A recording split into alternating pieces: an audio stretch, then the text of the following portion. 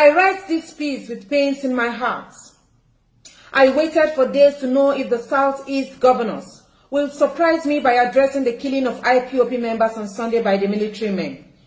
And I was also waiting to watch them act for once in making sure that the life of one Igbo man or woman matters to them a lot. As usual, I was not disappointed by their silence. The reason or reasons for their silence is best known to them. But I want to take them back to memory lane.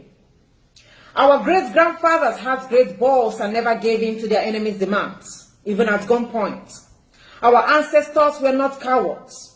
Our grandfathers were brave, courageous, and never ran away in the face of war, because as it stands now, they are waging war against the Igbos in Nigeria. But it is very disturbing that our elders are still shying away from their responsibilities in ensuring the lives and interests of the people is protected.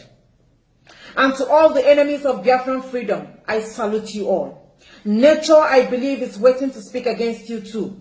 Ohaneze Ndigbo, I know that by now you should be very conversant with the word karma. Karma is visiting you individually. That I am very sure of. And to the Southeastern governors, the blood of the innocent you watch die will come for vengeance. And lastly, to all the saboteurs in Igbo land, your individual punishment will visit you unexpectedly, just like hurricane and tsunami. Wait for it. Boko Haram that has killed millions of people were never proscribed by the northern leaders and their governors. Instead, they are pampered, treated like kings, and are also given a second chance to exist amongst us. According to them, they are repentant Boko Haram.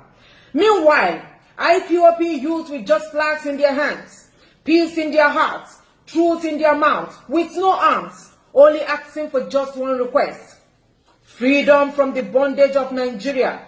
We are prescribed by our own fathers and brothers, the North, the Southeast governors, and Ohaneze Ndigbo. A Hausa Fulani governor refuses to see Boko Haram as a terrorist organization. A senator from the North never saw Fulani herdsmen that carries AK-47 and constantly raping our mothers in the farm and slitting our fathers' throats. They were never tagged criminals, let alone a terrorist group.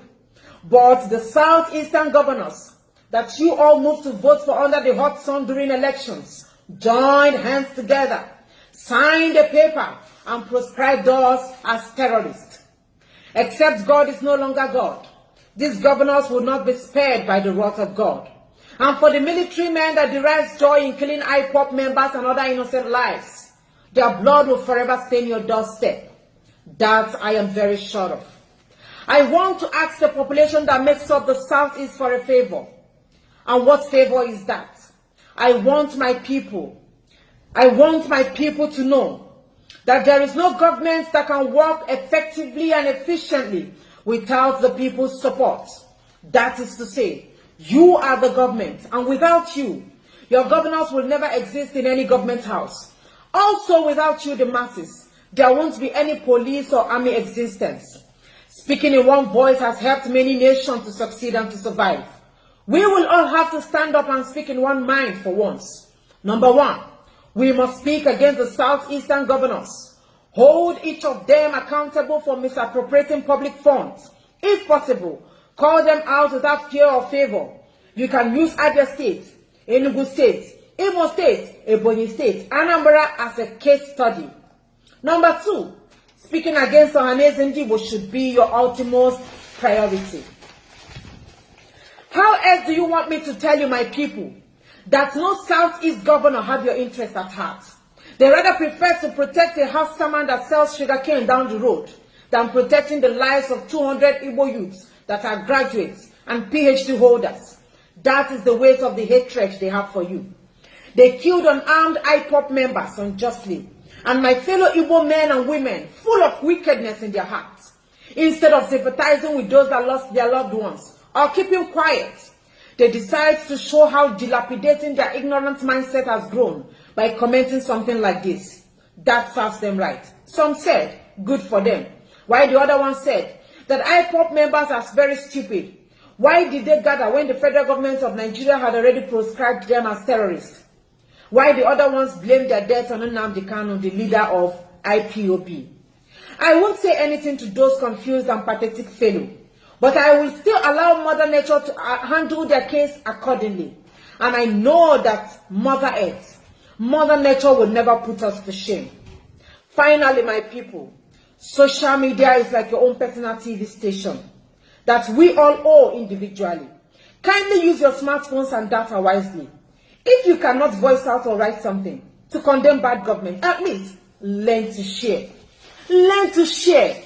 Sharing these articles and messages across these corrupt and bad rulers is the easiest and fastest means to start a peaceful revolution and getting our desired freedom.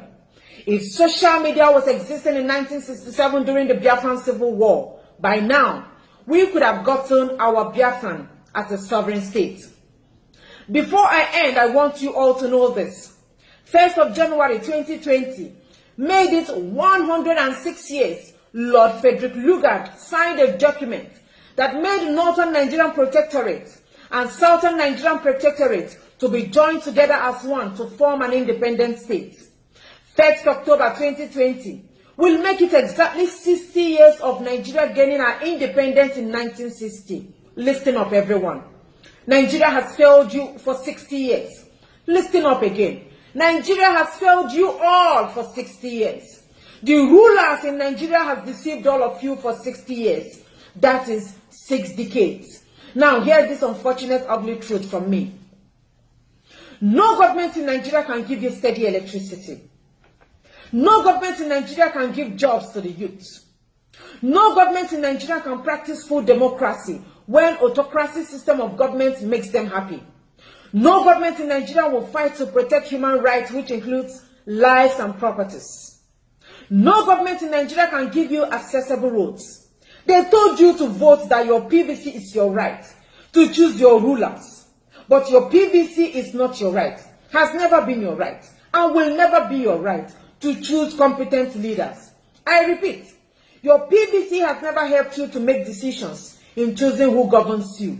And even in 1,000 years to come, all of you will remain perpetual slaves in the hands of an average politician in Nigeria.